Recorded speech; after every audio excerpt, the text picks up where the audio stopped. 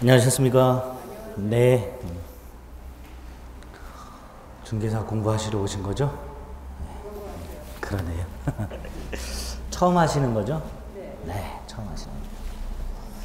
입문서는 다 받으셨고, 혹시 공부 조금이라도 해보셨나요? 해보신 분? 해보셨어요? 얼마 해보셨어요? 한 1년? 제 딸은 국제인이라서. 그렇군요. 네. 강의 좀 많이 들었습니다. 그렇군요. 자, 일단 시작하기 전에 처음 하시는 분들을 위해서 몇 가지만 좀 말씀을 드릴게요. 중개사가 2차가 2과목이 있고 2차가 이제 3과목이 있죠. 다만 이제 2차 과목 중에서 공시와 세법이라는 파트는 한 과목이지만 책은 2권이 성격이 완전히 다르기 때문에 강의도 이렇게 나눠서 하게 됩니다. 근데 이제 2차 과목은 그렇다 치더라도 1차 과목을 합격을 해야 2차 과목을 채점을 해요. 그러니까 1차 과목을 만약에 합격점을 넘지 못하면 2차 과목이 아무리 점수 가져가도 채점 자체를 안 합니다. 그럼 결국 관건은 1차를 합격하는 거예요. 그렇죠? 합격을 하려면은 과목별로 꽈락이라는 게 일단 없어야 되죠. 어떤 과목이든 40점 미만을 받으면 안 돼요. 그러니까 일단은 40점 이상을 받아야 되고 평균 60점 맞으면 이제 합격을 하게 되는 절대평가 시험입니다. 그러니까 옆에 계신 분들은 경쟁자가 아니죠. 다 같이 붙어야 되는 협력자입니다. 저 사람이 떨어져야 내가 붙는다 이게 아니에요. 다 같이 붙어야 돼요. 이제 문제는 1차 과목이 2과목인데 평균 60점을 맞는 방법이 뭐 여러 가지가 있는데 가장 좋은 게 민법 60점 맞고 학계론 60점 맞으면 제일 좋죠. 이제 그렇게 하긴 좀 힘들고 1차 학계론하고 민법이 있는데 이 민법이 2차 과목의 기본이 되는 법이에요. 이 부동산 학계론을 빼고는 다 법과목입니다. 다 법과목인데 그 법의 가장 기본이 되는 게 민법이에요. 근데 이게 굉장히 어려워요. 여러분들 지금 입문서를 받으셨는데 입문서는 한 100페이지 정도 됩니다. 100페이지 정도 되는데 나중에 1월 달에 기본서를 받게 되면 한 800페이지 정도 됩니다. 800페이지? 양이 많죠? 그 800페이지가 딱 읽었을 때 무슨 소리인지 모르는 단어들로만 되어 있어요. 그러니까 용어 자체가 법학에서 쓰는 전문 용어로 구성이 되어 있습니다. 여러분들 우리 입문서 여기 한번 펼쳐보세요. 152페이지.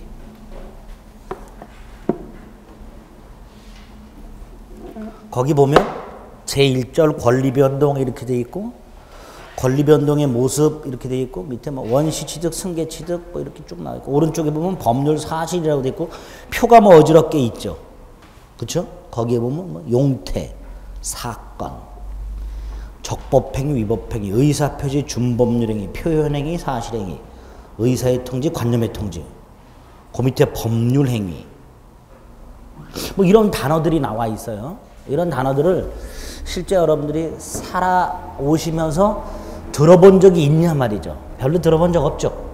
그러다 보니까 읽기조차 버겁습니다. 교재를 읽어나가는 게 좀 버거워요. 버겁기 때문에 11, 12월 달에 여러분들이 나중에 기본서를 받았을 때 기본서를 신문을 읽듯이 쭉쭉 읽어나갈 수 있게끔 기초 용어를 중심으로 강의를 합니다. 이게 일단 이게 뭐 시험에 직접적으로 연관되는 건 아니에요. 그러나 책을 읽어야 될 거 아니에요. 일단은 읽을 수 있어야지. 안 읽혀요. 나중에 한 페이지 읽는데도 몇 시간이 걸려요. 하염없이 쳐다보고 있습니다. 마치 러시아 말로 되어 있는 느낌이 쫙 들어요. 그러니까 그걸 극복하기 위해서 내용을 좀 쫙 다 읽을 수 있도록 기초 용어를 기본으로 합니다. 11, 12월 때는 주로 그렇게.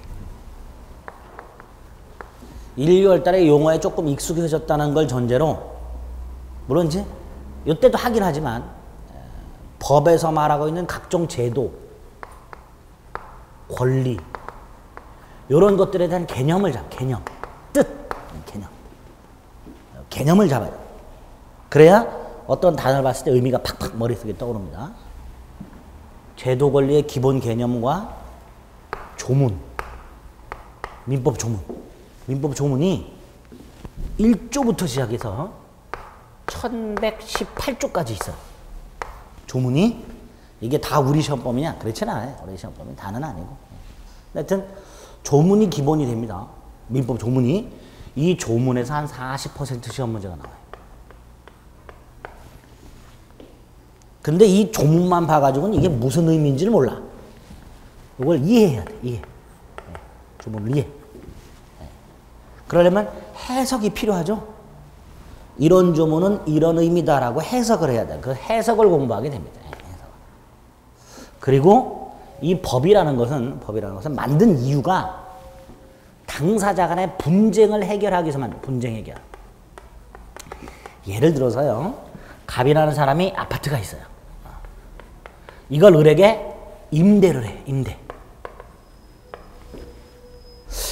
얘가 이제 우리 뭐 흔히 얘기하는 전세 또는 반전세 또는 월세 이런 거 있을 수 있죠.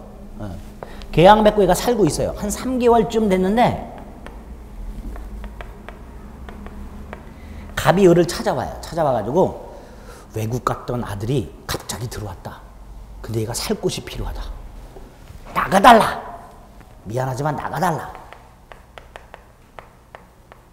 이 청천벽력과 같은 소리죠. 예? 예. 아니 나가야 돼요? 예. 분쟁이 생겨요 이렇게.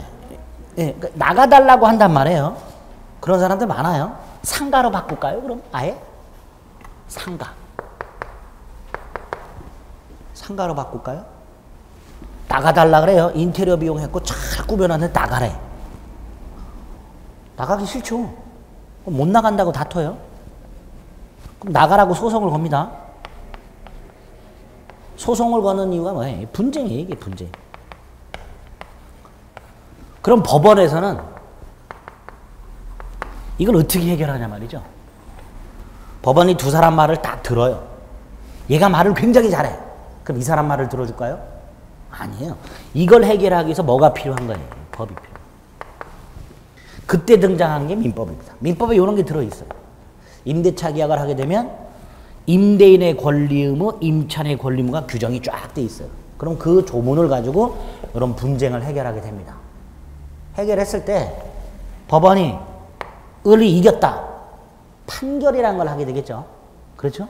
판결이라는 걸 하게 되는데 이 판결했을 때 왜 이런 판결이 나오는지 이유가 있죠. 이유. 그렇죠? 이러이러한 이유 때문에 요러요러한 판결을 내린다. 이렇게 말을 해요. 이렇게. 그 이유에 해당되는 내용이 판례로 등장. 판례. 요게 또 우리 시험용이에요. 판례가.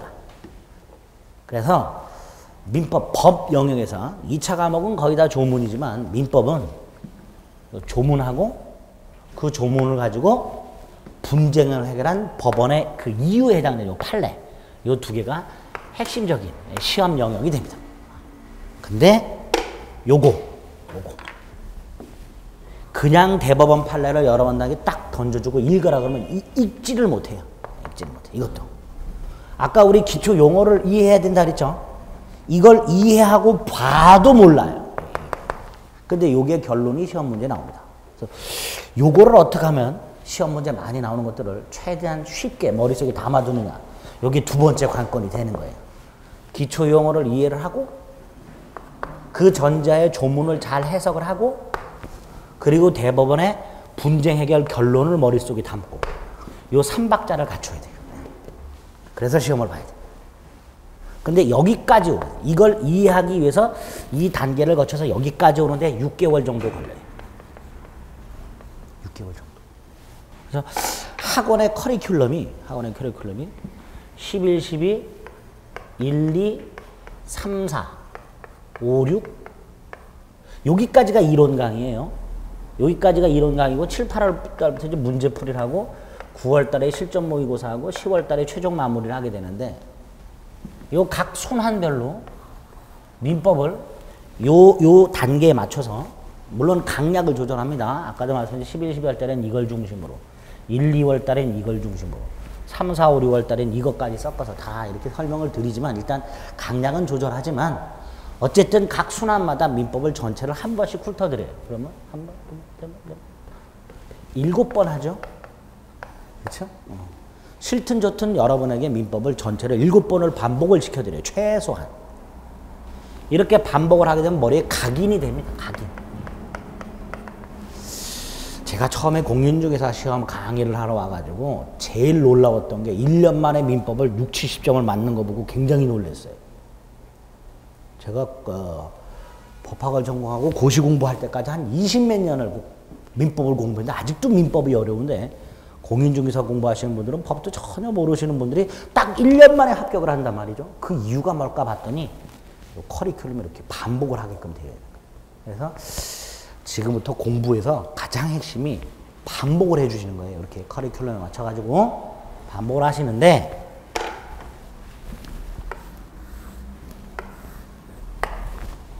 여섯 달 동안에는 주로 여기에 집중해서 공부를 해주셔야 돼요. 나머지 과목들은 수업만 열심히 들으시고요. 민법에 올인을 하셔야 돼요. 거의 다. 그렇게 했을 때 나오는 점수가 3, 40점 정도 돼요. 4월 달에 모의고사를 보시면 처음 하시는 분들은 민법 모의고사 점수가 3, 40점 정도 나옵니다. 미리 그렇게 생각하시라는 거예요. 예? 설마 이런 표정을 짓는 분들이 계시는데 딱 요 점수 나와요. 6개월 하면. 예? 그렇게 생각하세요. 여기에서 좌절하지 않고 요 과정까지 거치면 요때쯤 5, 60점이 나와요. 요거 가지고 시험장 가는 거예요. 시험장 가셔가지고 이렇게 열심히 했어. 시험 당일날 컨디션도 나쁘지 않아. 운도 뒤로 자빠져서 코가 깨지는 운이 아니야. 그냥 정상적인 운이야. 그럼 시험장 가서 65점 나와요. 요게 우리가 민법 점수 목적으로 하는 점수예요. 시험장에서. 우리는 몇 점을 목적으로 한다? 65점. 더 맞을 생각하지 마세요. 예? 아, 이거 갖고 합격하냐? 아, 합격하죠. 학교로 몇 점만 맞으면 돼? 55점. 55점. 그럼 돼요. 그러니까 목표치를 너무 높게 잡지 말자. 나 자신을 알자. 예? 야, 내가 아무리 그래도 살아온 인생이 있고 이렇게 공부했는데 이거 못 맞을까? 못 맞아요. 못 맞습니다. 제가 미리 말씀드렸어요. 시험 보러 갈 때까지 맨 열심히 했는데 맨 여기서 왔다 갔다 여기서. 물론 이 시험이 입에 짝짝 맞는 분들이 있어. 아, 있어요. 제가 그분들에게 이렇게 이름을 붙여. 신의자. 이런 분들이 있어. 실제로 요 8월 달에 시작을 해갖고 1, 2차를 다 붙은 분이 있어요. 제가 15년 민법 강의를 해왔는데 그동안에 딱 한 분이 8월 달에 시작을 해가지고 1, 2차를 다 붙었어. 대단하죠? 대단해. 전혀 법에 관여하지 않은 연세도 60이 넘으신 분이었어요. 한 7년, 8년 전인가? 8월 달에 딱 오셔갖고 자기 처음 한다고 영어부터 시작을 하신 분인데 그게 다 붙었어.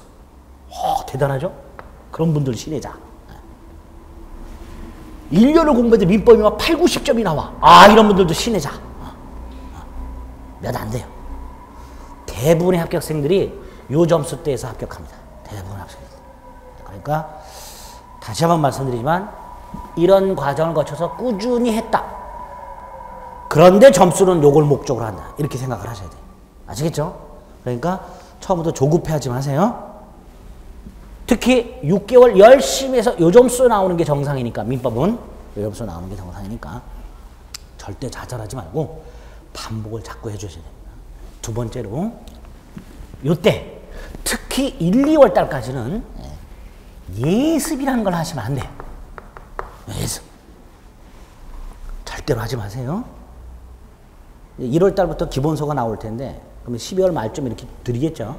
그럼 보시는 분들이 있어. 괜히. 지금 이 책도 미리 보신 분들 있죠? 네? 보셨어. 그림 안 보셨어요? 보신 분들이 있어요? 보지 마세요. 네? 좌절감만 생겨요. 예, 보지 마세요. 공부가 조금 됐다, 강의를 조금 들었다 해서 예습하시는 분들 있어요? 절대로 하지 마세요. 복습만 해요. 근데 이 복습을 어떻게 하느냐가 문제입니다. 복습을. 여러분들은 저녁반 집에 가세요? 보통 1시간 내거리에 집들이 다 있으시겠죠? 끝나고? 집에 가시면 뭐 최대 11시 반? 뭐 어쩌고 하다 보면 12시? 복습 좀 해야지 책을 펴? 5분도 안 돼서 잠이 와요? 에? 복습이란 걸 못해요? 그게 일주일이 반복이 돼? 그 다음 주에 또 왔어. 전주에 한 게 기억이 나냐? 전혀 안 나. 전혀 안 나. 저 문의 이름이 망각의 문이에요. 저 문 열고 딱 나가는 순간 다 까먹어요. 거짓말 같죠? 그렇게 됩니다. 여러분들 뇌를 신뢰하지 마세요. 네? 우린 아주 기본이다 이래요. 전혀 백지라고 생각하셔야 돼요. 암기도 안 됩니다. 암기하려고 해도 안 돼요. 해도 까먹고, 심지어는 이렇게 책을 읽어 나가다가 여기를 읽으면서 위에서 읽은 것도 까먹어요. 네? 문제도 이렇게 문제가 한 3-4줄 나옵니다. 끝까지 읽고 또 읽어야 돼요. 뭘 물어보는지 모르니까. 문제도 막 2번, 3번 읽어요. 그게 우리 뇌야. 네. 근데 아까 말씀드렸듯이 복습을 안 하면 이게 굉장히 이 까먹는 속도가 굉장히 빨라요. 반드시 하셔야 돼요. 반드시. 그러니까 다음 주에 오시기 전에 이번 주에 했던 것들을 반드시 최소한 2-3번은 복습을 하고 오셔야 그나마 내가 듣고 있구나 이런 느낌이 들지. 안 그러면 멍합니다. 복습하시는 방법, 집에 가셔가지고 요 강의 여러분들 그 인터넷 강의로 이렇게 해주시죠. 그거 하루에 딱 하나씩만 듣고 주무세요. 하나씩만. 이 약물고 3개가 찍혀요. 예? 강의가 한 번 하게 되면 이제 3개가 찍힙니다. 기본 강의는. 그러면 하루에 하나씩 들면 3일이면 복습 끝나죠. 그럼 한 번 더 돌려요. 2번은 보고 올 수 있어요. 2번. 악착같이 이렇게 보고 오셔야 돼.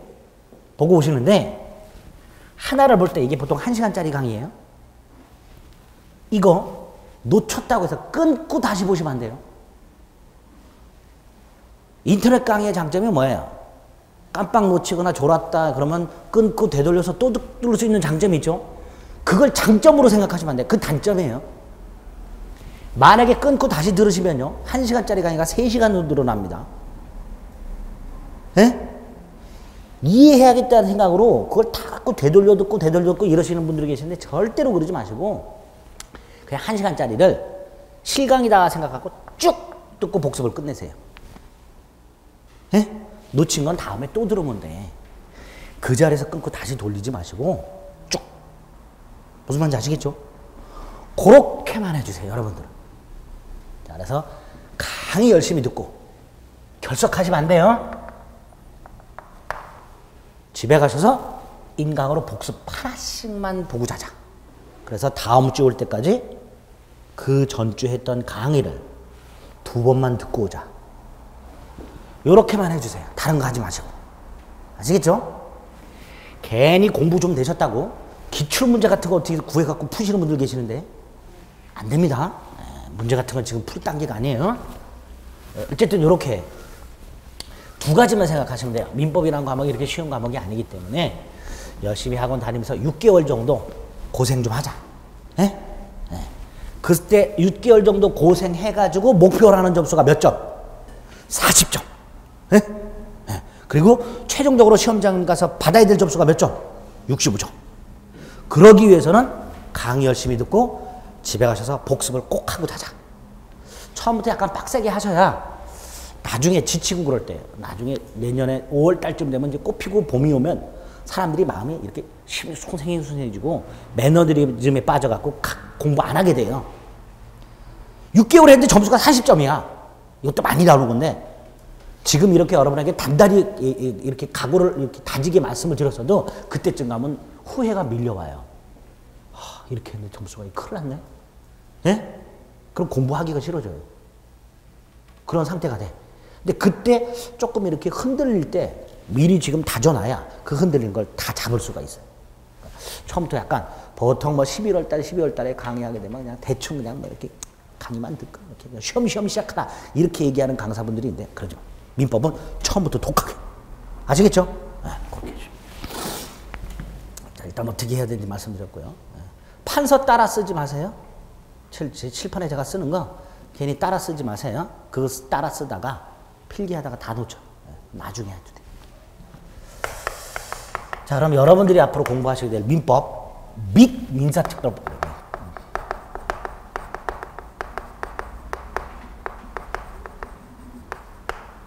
총 40문제가 나오는데 민법이라는 법 자체가 아까 1조부터 1118조까지 총 5파트로 이루어져 있어요. 민법이라는 법 자체가. 민법 전체 내용 일반적인 것들이 함께 모여있는 총칙 파트가 있고요. 물권편이 있고요. 채권편이 있고요. 친족편이 있고요. 이런 걸 외우는 게 아니에요. 상속편이 있어요. 아주 고맙게도 이건 우리 시험범위가 아니죠. 그 다음에 이 총칙의 딱 절반, 총칙 중에 법률행위라는 파트가 있어요. 이게 우리 시험범위예요. 법률행위. 물권, 이 권리인데 우리 민법상 물권이 8개가 있는데 그 중에 질권이라는 권리를 뺀 나머지 7개가 우리 시험범위. 7개. 7개의 권리. 이게 우리 시험범위예요. 채권도 딱 절반. 채권 총칙 부분이 있고 각칙 부분인데 이 각칙 부분에 가면 계약 파트가 있어요. 이 계약, 총칙, 각칙. 여기가 우리 시험범위입니다. 이때 요 민법 총칙, 요 법률행위 파트에서 10문제가 나와요. 물권편에서 14문제가 나와요. 계약법에서 10문제가 나옵니다. 거의 딱 정해져 있어요. 물론 한두 개 차이는 있을 수 있는데 거의 딱 이렇게 정해져 있어요. 34문제죠? 6문제 어디 갔죠? 여기에서 6문제. 민사특별법의 법이 5개가 있습니다. 주택임대차보호법, 상가건물임대차보호법, 집합건물의 소유 및 관리에 관한 법률, 가등기담보 등에 관한 법률, 부동산 실권리자 명의등기에 관한 법률. 이 5개가 있어요. 이 5개 중에서 이 2개는 여기에 임대차라는 계약이 있어요. 임대차. 그 임대차라는 계약의 특별법이에요. 요거하고 요거는 요 물권편의 소유권의 특별법입니다. 소유권. 요거는 요 물권편의 저당권이라는 권리가 있어요. 그 저당권의 특별법이에요. 어쨌든 요 5개는 민사특별법이라고 해서 따로 나와요. 따로 나오는데. 어쨌든 여기에서 6문제가 나옵니다. 주로 여기에서 3문제 정도가 나오고 나머지에서 이렇게 1문제씩 나와요. 4파트대. 그럼 결국은 총칙, 법률행위, 물권, 계약, 민사특별법 4파트가 있어요. 이 4파트 중에서 요 민법 총칙 여기에서 최소 8, 9문제를 맞아주셔야 돼요. 8, 9문제. 계약법에서도 8, 9문제를 맞아주셔야 돼요. 계약법에서. 요거 반만 맞자. 물권. 특별법 이것도 반만 맞자. 이렇게. 그럼 요거 7문제, 요거 3문제니까 10문제죠. 요거 8문제면 16문제예요. 그렇죠? 그럼 26개예요. 그렇죠? 26개에서 28개 맞으면 돼요. 26개가 65점이에요. 28개가 70점이고 굉장히 잘 본 거예요. 제가 왜 이렇게 나눠놨냐면 같은 민법이라 하더라도 내용의 난이도가 달라요. 그렇게 어려워요. 문제도 어렵게 나와요. 문제도 이거 특히 이거 더럽게 어려워요. 조문은 몇 개 안 되는데 더럽게 어려워요. 내용 더럽게 어렵게 나와요. 그러니까 이거 악작 왜 우리가 어렵고 이해가 안 되면 더 열심히 하잖아요. 예? 정복해 보려고 아예 꿈 깨자. 정복이란 거 꿈을 깨자. 예? 대충 해서 반타작만 하자. 대신 이거 어려워요. 난이도로 따지면, 내용 난이도로 따지면 제일 어려워요. 제일 어려운데 다행히도 문제가 쉽게 나와요. 문제가. 요거 내용도 쉽고 문제도 쉬워요. 그러니까 요거는 공부할 때 고생스러워도 점수는 나오는 부분이야. 그러니까 요 두 파트를 열심히 하자. 일단. 사람에 따라서는 이게 더 쉽게 느껴지는 분들도 있어요. 그럼 그거 열심히 하면 돼요. 그거 열심히 하면 되는데 대부분의 수험생들이 이거 굉장히 어렵게 생각하대요. 그러니까 어려운 부분은 우리는 반대로 가는 거예요. 어려운 거는 대충. 그리고 찍자. 찍자. 실제로요. 독하게 얘기하면요. 이거 그냥 한 번으로 찍어. 나중에 시험장 가서. 4번으로 그냥 찍어. 다. 하나는 걸려. 하나는 걸려. 죽어라고 공부해서 다 틀리느니 찍어서 한 문제 건지는 게 훨씬 효율적이에요. 공부를 효율적으로 하자면. 예? 1년이라는 기간이 긴 것 같아도요. 훅 지나가. 민법 고민하다가 1년 훅 지나가. 점수는 안 나와. 그럼 어떻게 되느냐? 효율적으로. 우리는 시험에 붙는 게 목적이지 고득점으로 붙는 게 목적이 아니에요. 그냥 붙는 게 목적이야. 나중에 여러분들이 합격을 하시게 되면 합격자 모임을 해요. 합격자 모임을 하게 되면 자기 점수를 밝히는 분이 딱 한 분 있어요. 자기 합격 점수를 밝히는 분이 딱 한 분 있어. 어떤 분? 딱 60점으로 붙은 분. 자랑스럽게 밝혀요. 나는 딱 60으로 붙었다. 이런 분들은 신의 자를 넘어서는 분들. 거의 신이야, 이런 분들. 딱 60점. 제가 지금까지 15년 동안 각 과목별로 딱 60점으로 붙은 분들이 있어요. 민법 60, 개론 60, 2차 과목도 다 60점으로 붙은 분이 딱 한 분 있어서 너무 존경스러워. 너무. 그렇게까지 우리는 요구하지는 않지만 60점 그 언저리에서 붙으면 되는 거예요. 그러기 위해서는 1년 동안 효율적으로 공부하셔야 돼요. 쉬운 부분을 더 열심히 해서 기본적인 걸 긁어. 기본적인 건 다 맞고 어려운 건 대충 찍어갖고 몇 개 건지고 그러면 딱 합격 점수가 나와요. 그렇게 공부하는 거예요. 아시겠죠? 이렇게 되어 있다. 자, 대충 말씀을 드렸고요. 어떻게 해야 되는지 말씀을 드렸습니다. 이 마음가짐을 가지고서 우리 이제 또 교재가 있으니까 입문서를 중심으로 해서 좀 말씀을 드릴게요. 제 1편이라고 되어 있는데 펼쳐보세요. 1편. 민법 총칙이라고 되어 있죠? 거기에 뭐가 있는지 봅니다. 제 1장 권리변동과 법률행위, 2장 의사표시, 3장 대리, 4장 무효와 취소, 5장 조건과 기한. 대리. 많이 들어봤죠? 회사에 가면 있죠? 김대리, 이대리, 박대리. 그거 아니에요? 굉장히 어렵습니다. 이 대리가. 5장의 조건기한. 이것도 수험생분들이 굉장히 어려워하는 부분이에요. 다행히 3장 대리부터 5장 조건기한까지는 조문만 열심히 해도 붙어요. 점수가 잘 나옵니다. 일단 민법 총칙에는 이런 내용들로 되어 있구나 라고 일단 머릿속에 도장을 딱 찍고 한 장을 넘깁니다. 처음에 권리 변동과 법률행위라고 되어 있어요. 자, 권리 변동이란 건 누군가에게 권리가 발생을 하고 이게 변경이 되고 소멸이 되어가는 과정을 권리 변동이라고 합니다. 예를 들어서 아까 잠깐 예를 들었다는 거, 갑이 아파트를 을에게 임대를 합니다. 임대. 아파트 같은 걸 우리가 주택이라고 부르죠. 그럼 주택 임대차예요. 그럼 아까 여기 민사특별법을 했던 주택임대차 보호법이라는 게 적용이 됩니다. 그러면 둘 사이에 요 임차인에게 임차권이라는 권리가 발생을 해요. 그리고 이 임차권이라는 권리는 2년간 존속이 돼요. 주택임대차 보호법에 의하면 2년간 존속이 되도록 강제하고 있어요. 그럼 얘가 각과 임대차 계약을 맺고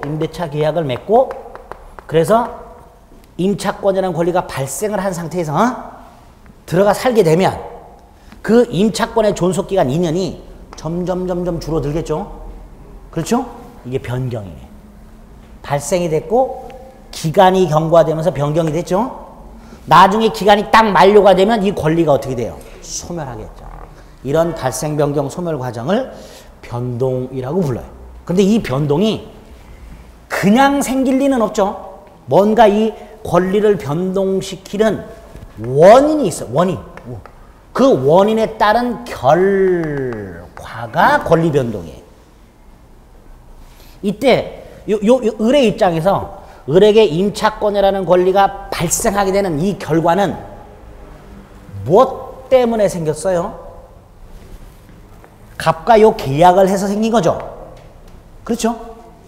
을에게 임차권이라는 권리가 발생하게 된 원인은 요 임대차계예요. 이게 원인, 임대차계.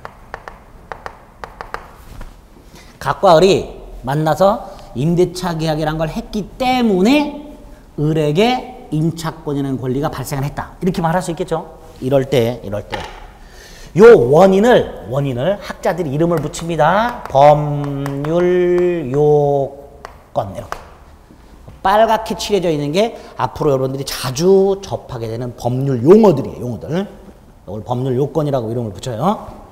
그리고 이 결과를 법률 효과 이렇게 불러요. 법률 효과.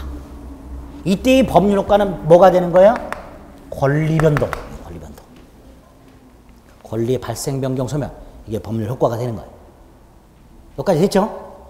이때 이 법률 요건에 학자들이 크게 두 개가 있다 그래요. 하나가 법률 행위, 또 하나가 법률 행위 이외의 것. 이렇게 크게 두 가지가 있다는 법률 요건에. 그 중에 요거 법률 행위.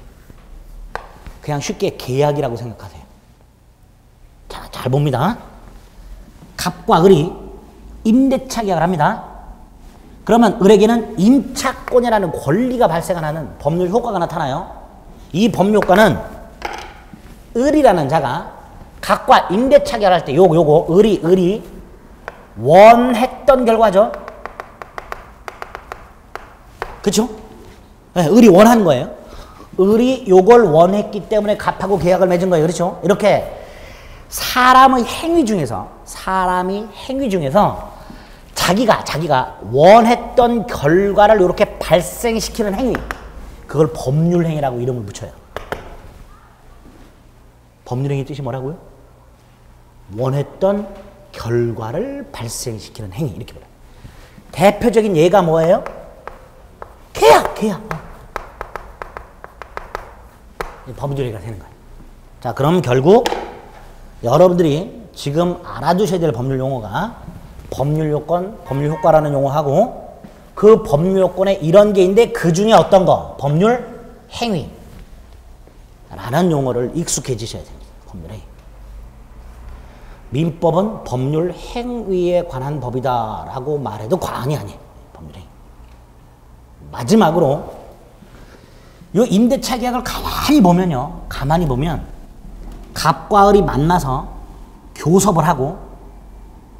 교섭을 해서 마음에 드는 결과가 생기면 계약을 하자라고 어느 한쪽이 먼저 요청을 하고 상대방이 이에 대해서 오케이 하고, 그래서 결국 갑과 을 사이의 임대차 계약은 둘 중에 한 사람이 계약을 이걸 청약이라 그래요.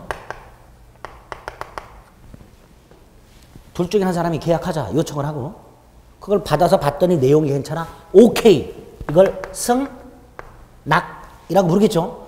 요 두 개가 모여서 임대차 계약을 구성합니다. 그렇죠? 자, 이럴 때 요 임대차 계약 아까 법률 행위라서 법률 요건이라고 그랬죠. 요 법률 요건을 구성하고 있는 요놈들 요걸 또 이름을 붙여 법률 사실이라고.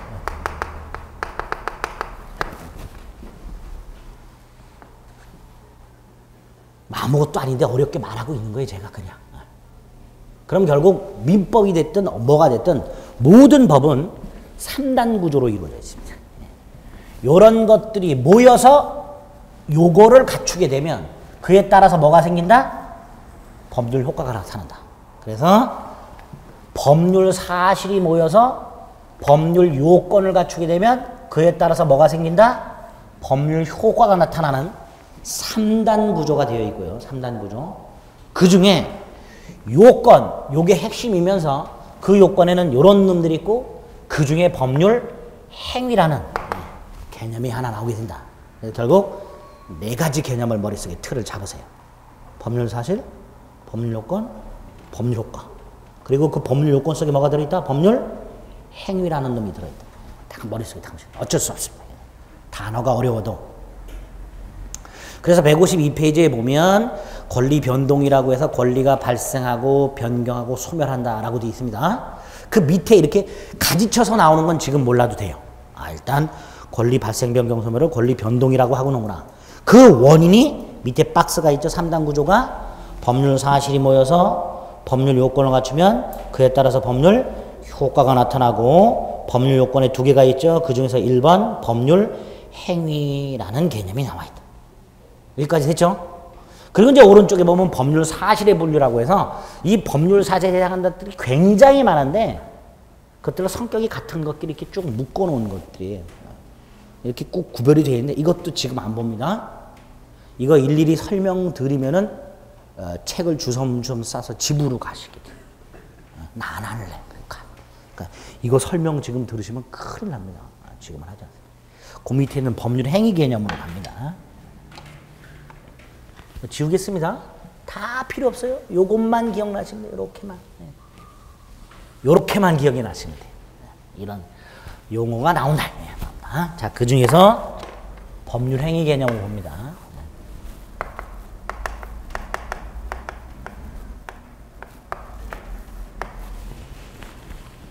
좀 전에 법률 행위가 뭐라 그랬죠? 그걸 그랬죠? 그걸 그랬어요. 원한 결과를 발생시키는 인간의 행위 이렇게 돼요. 내가 원하는 게 있어요. 그걸 손에 넣으려면 행동으로 옮겨야 될 거 아니에요. 그렇죠? 자, 이럴 때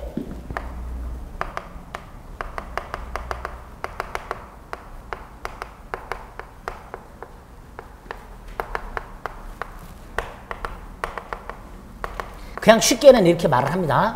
원했던 결과를 발생시키는 인간의 행위인데 이걸 하려면 당연히 순서가 원하는 게 있어야 되죠.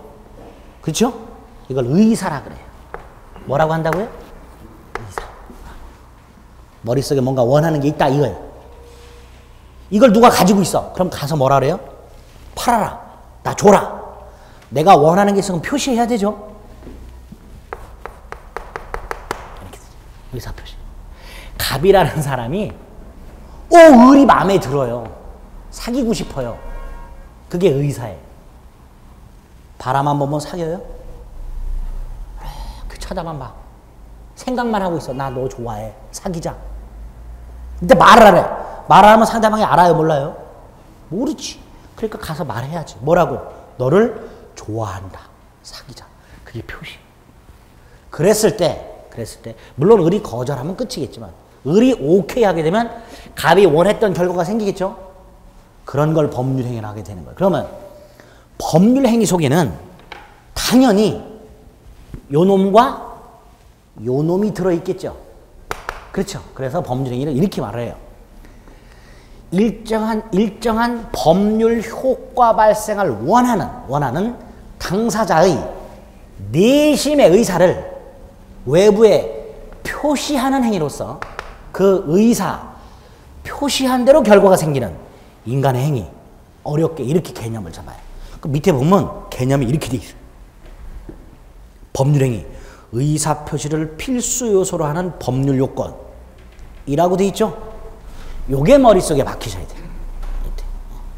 의사 표시가 뭔지, 법률 요건이 뭔지 다 말씀드렸어요, 지금. 쉽게는 그냥 계약이다라고 생각하시면 되지만 이걸 법적으로 설명을 할 때는 뭔가 법률효과 발생을 원하는 의사를 외부에 표시하는 행위, 즉 의사 표시를 필수 요소로 하는 법률 요건을 뭐라고 한다? 법률 행위라고 한다. 다 잊어버리시고 의사 표시라는 것만 머릿속에 각인을 시키세요.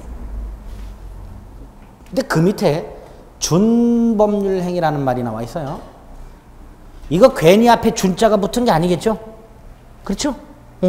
법률 행위하고 다르니까 준자가 붙은 거야. 어떤 차이가 있나? 아까 법률 행위는 원했던 결과를 발생시킨다 그랬죠? 준법률행위는 아니에요. 원한 결과가 생기진 않아요. 예를 들어서요. 갑이 을한테 꿔준 돈 100만 원이 있어요.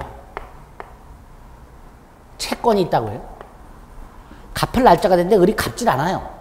그럼 갑은 을한테 빨리 갚으라고 독촉을 하죠. 독촉, 갚아라.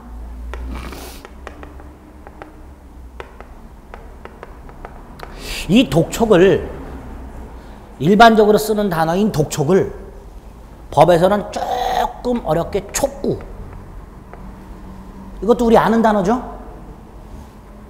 훨씬 어렵게 최고라는 표로 최고.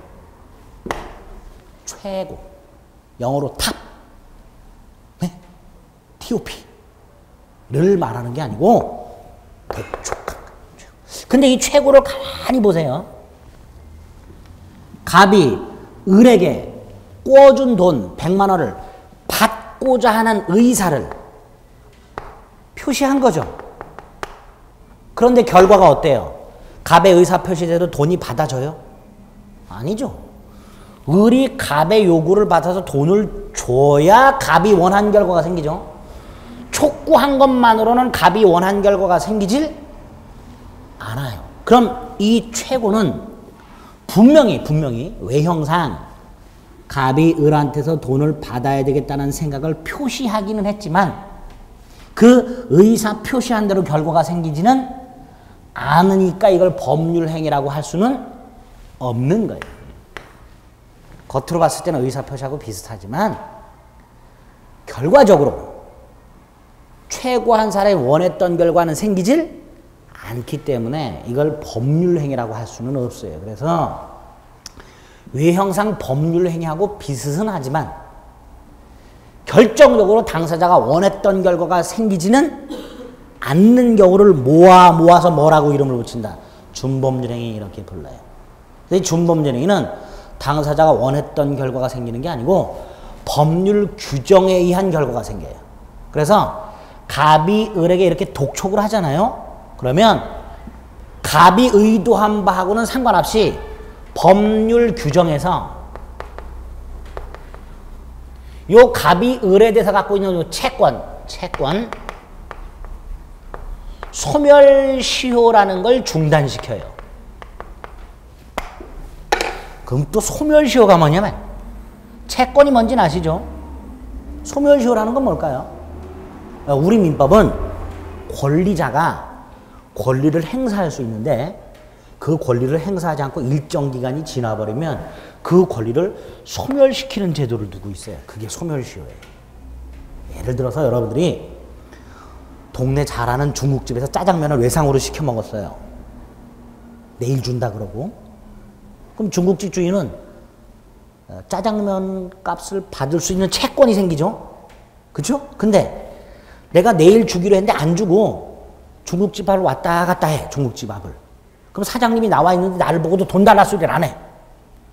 1년 지나면 안 줘도 돼요. 1년만 버티면 돼. 그럼 안 줘도 돼요. 예? 학원비. 예. 1년 버티면 돼. 안 줘도 돼. 근데 문제는 채권자가 한 11개월 됐어. 중국집을 당당하게 돈 안 주고 왔다 갔다 하는데 사장님이 돈 달라 소리를 안 해. 아, 잘 됐다. 1년만 버티자 라는 마음으로 왔다 갔다 하는데 11개월쯤 됐는데 사장님이 야, 너 11달 전에 외상으로 시켜먹은 짜장면값 왜 안 줘? 빨리 내놔! 라고 독촉을 하면 중단이 돼.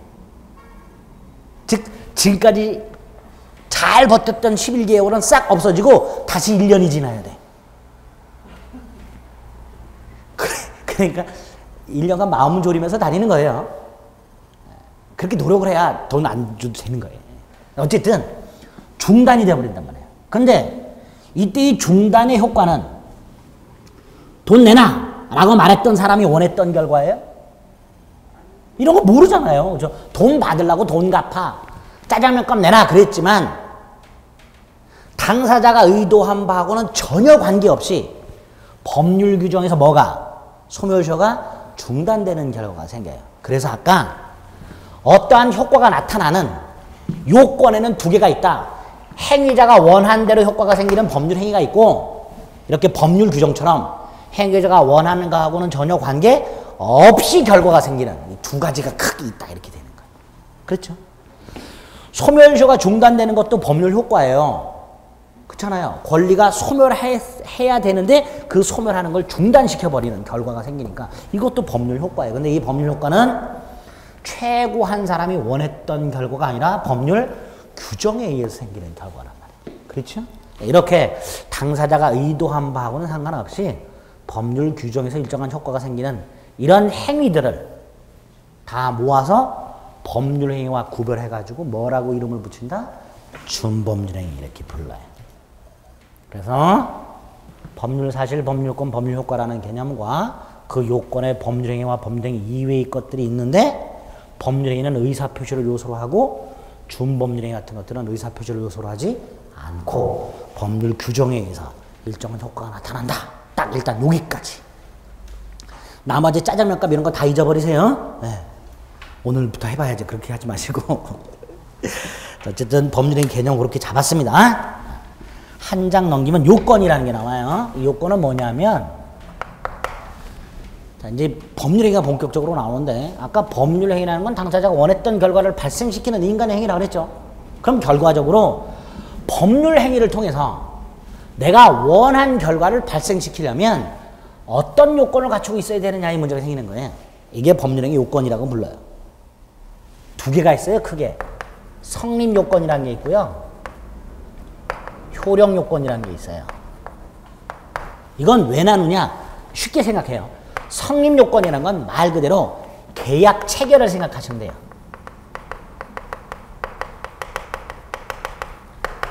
아까 을이라는 사람이 갑의 아파트를 빌려서 살고 싶어요. 그게 원하는 거야. 그러려면 일단 갑을 만나서 뭐는 해야 돼요? 계약을 체결해야 되죠. 이게 성립이에요. 그런데 계약을 체결을 하긴 했는데 만취한 상태에서 만약에 계약을 했어. 그럼 그 계약은 무효가 돼요. 그러니까 계약을 체결했다 해서 이 계약이 다 유효가 되는 건 아니고 체결이 되고 난 다음에는 그 계약이 유효인지 무효인지를 따져줘야 돼요. 이 유효인지 무효인지를 따져주는 걸 효력 요건이라고 불러요. 이렇게 두 단계로 봅니다. 성립 요건과 효력 요건. 네? 이걸 먼저 갖춰야만 일단 법률행위는 성립을 했다라고 말을 하고 그 다음에 그 법률행위가 유효냐 아니냐를 판단하게 됩니다. 물론 한 번에 다 판단하는 게 일반적이긴 하지만 법적으로는 이렇게 나눠서 판단을 합니다. 그리고 그 성립요건과 효력요건을 보면 다시 두 가지씩 나눠져 있어요. 일반적 요건과 특별요건 이렇게 나눠요. 차이는 요거는 모든 법률행위에 필요한 모든 법률행위에 필요한 요건이 일반적 요건이에요. 어떠한 법률이든지 이걸 다 갖춰야 돼. 이걸 모든 법률이 필요하다. 그래서 일반적 요건 이렇게 부릅니다. 반면에 요거는 어떤 특정한 법률 행위에만 필요해요. 특정한 법률 행위만. 예를 들어서 단순히 매매나 임대차 계약을 한다고 한번 생각해봐요. 임대차 계약 아까 갑과 을이 만나요. 얘네를 당사자라 그래요. 당사자. 계약 당사자. 일정한 목적이 있어서 만나겠죠. 그렇죠? 그 목적을 외부에 표시할 거 아니에요.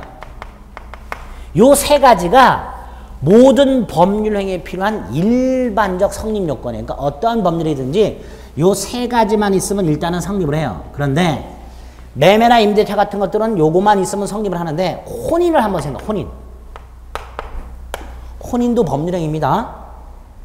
내가 원한 사람하고 평생 같이 살게 되는 결과가 생기니까 혼인도 법률행위예요. 근데 혼인이라는 법률행위가 성립하려면 좋아하는 둘이 만나서 검은 머리가 팥뿌리가 될 때까지 같이 알콩달콩 살고자 하는 목적을 가지고 결혼하자라고 청혼을 하고 오케이 승낙을 했다 하더라도 아직 혼인이라는 법률행위는 성립하지 않고 플러스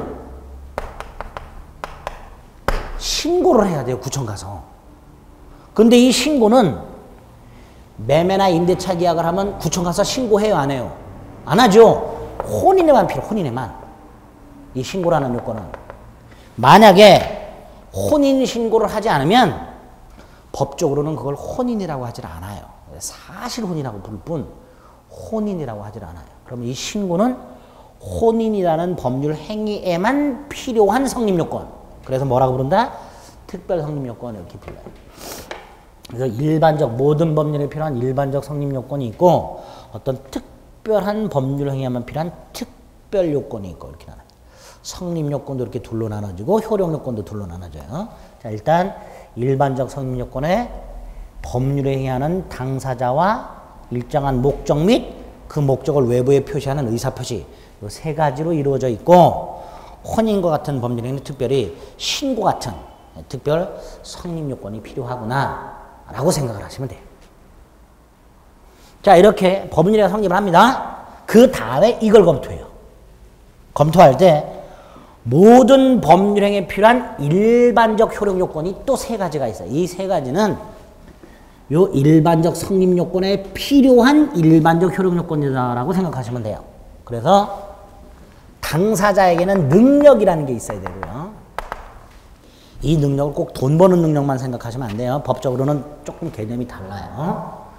요 목적이 확정이 되어 있고요. 실현이 가능해야 되고요. 적법해야 되고요. 사회적 타당성이라는 걸 갖춰야 돼요. 이게 일반적 효력 요건이에요. 목적이 갖춰져요. 의사표시가 갖춰질 요건도 있어요. 의사하고 표시가요. 일치해야 돼. 일치. 그리고 하자라는 게 없어야 돼. 하자라는 게. 그러면 쉽게 당사자가 능력이 없다. 무효. 에? 목적이 확정되어 있지 않다. 확정은 되어 있지만 실현이 불가능하다. 실현은 가능하지만 적법하지가 않다. 적법은 하지만 사회적 타당성을 갖추지 못했다. 무효. 의사표시가 일치하지 않는다. 무효. 하자가 있다. 무효. 이렇게 가야 돼요. 가야 되는데 우리 민법은 묘하게도 이런 걸 갖추지 못했을 때 무효로 가야 되는데 예외가 있어요. 유효하되 취소할 수 있도록 하는 경우도 있어요. 유효하지만. 요걸 구별하실 수 있어야 돼요. 나중에. 그래서 아까 우리 민법 총칙 처음에 페이지 표시할 때 페이지 맨 앞에 봤을 때 4장에 가면 무효와 취소라는 파트가 있었어요. 네? 그게 이게 모여있는 거예요. 무효와 취소가. 자, 법률행위가 성립 요건을 갖추지 못하면 그 법률행위는 존재하지 않는 거예요. 존재하지 않는 거에 대해서 무효냐 취소냐를 판단할 필요는 없지요. 성립이 되고 난 다음에 효력 요건을 봤더니 못 갖췄어. 그럼 그때 뭐가 등장하는 거예요? 무효나 취소라는 게 등장하게 됩니다. 무효나 취소라는 게. 그래서 성립 요건이 있고 오른쪽 효력 요건이 있는데 이 효력 요건에 관한 게 민법 총칙 내용이에요. 요 효력 요건을 공부하는 게 민법 총칙 내용입니다. 그 효력 요건이 지금 일반적 효력 요건이 있죠. 특별 효력 요건이라는 것도 따로 또 있어요. 특별 효력 요건. 예컨대 토지거래 허가구역이라는 거 들어보신 적 있죠? 네? 안 들어보셨어요? 토지거래 허가구역이라는 거 들어보신 적 있죠? MB정부 들어가가지고 이거 굉장히 많이 해제했잖아요. 투기지역에 토지 같은 걸 거래할 때 관할관청에 허가를 받도록 하는 제도가 이거예요. 근데 만약에 토지거래 허가구역 내에서 허가를 받지 않고 거래를 하게 되면 무효예요. 그 계약 자체가. 반드시 뭘 받아야 유효가 돼요? 허가를 받아야 유효가 돼요. 그러면 토지거래 허가구역 내에서 허가는 뭐가 되는 거예요? 효력 요건이 되는 거예요. 근데 이게 모든 법률행위에 필요해요? 여기에서만 필요해요. 여기에서만 필요하니까 특별 효력 요건이 되는 거예요. 그렇죠? 그래서 앞으로 민법 총칙 공부하는 내용이 요 효력 요건, 일반적 효력 요건을 순서로 쫙 공부합니다. 순서대로. 끝나고 나면 특별 효력 요건을 쫙 공부하게 돼요. 민법 총칙의 90%가 효력 요건에 관한 내용들입니다. 효력 요건. 다행히 요거는 우리 시험 범위가 아니에요. 요거는 우리 시험 범위가 아닌데 두 가지는 기억을 좀 하실 필요가 있어요. 시험 범위는 아니더라도 능력, 이건 따로 기억하는 거예요. 시험과 관련된 건 아니지만 책을 읽어나가기 위해서 우리가 공부해야 되는 거예요. 민법에서 요구하는 능력이라는 게 한 5가지가 있습니다. 5가지가 있는데 권리 능력, 의사 능력, 행위 능력, 책임 능력. 책임 능력을 다른 말로 불법 행위 능력이라고도 불러요. 근데 몰라도 되고 의사 능력이라는 거 하고요. 행위 능력이라는 걸 기억을 일단 하셔야 돼요. 행위 능력 두 가지. 행위 능력의 앞에 요게 생략이 되어 있어요. 법률 행위 능력. 법률 행위 능력이 생략이 되어 있는 거예요. 세 번째로 교과서에서 그냥 무능력자 또는 행위 제한 능력자라고 하게 되면 요걸 말하는 겁니다. 예? 교과서를 읽다가 단순히 능력이란 말이 나오면 뭘 말하는 거예요? 행위 능력을 말하는 거예요. 아시겠죠? 자, 그러면 의사 능력이라는 건 뭐냐? 이거 판단력만, 판단력. 무슨 력?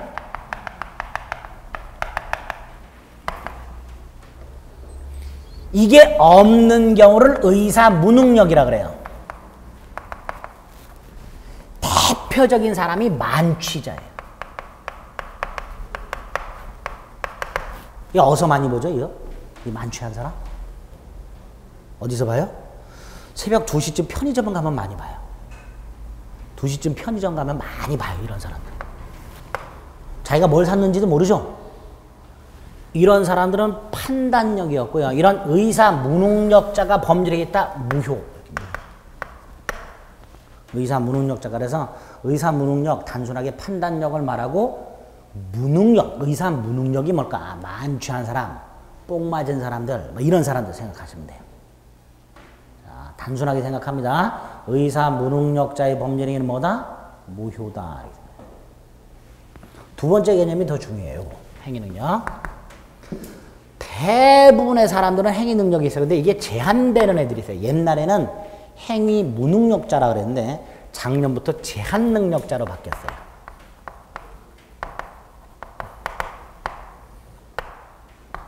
행위 능력이 제한되는 사람들 대표적으로 셋이 있어요. 미성년자. 민법상 미성년자가 기준이 뭘까요? 만 19세. 아직 만 19세가 안 된 애들이 미성년자예요. 피한정 후견인이라는 애들이 있어요. 피성년 후견인이라는 게 있어요. 요 위에 있는 요 미성년자는 단순히 나이만 갖고 따져요. 근데 요거는 법원이 일정한 신청인의 청구를 받아가지고 법원이 얘는 한정 후견을 개시해야 되겠다. 얘는 성년 후견을 개시해야 되겠다라고 법원으로부터 가정법원으로부터 한정 후견 개시 결정을 받거나 성년 후견 개시 결정을 받은 자들을 피한정 후견인, 피성년 후견인 이렇게 불러요. 가장 쉬운 구별은 얘네들은 약간 맛이 간 애들은 약간 얘네들은 완전히 맛이 간 애들을 말해요.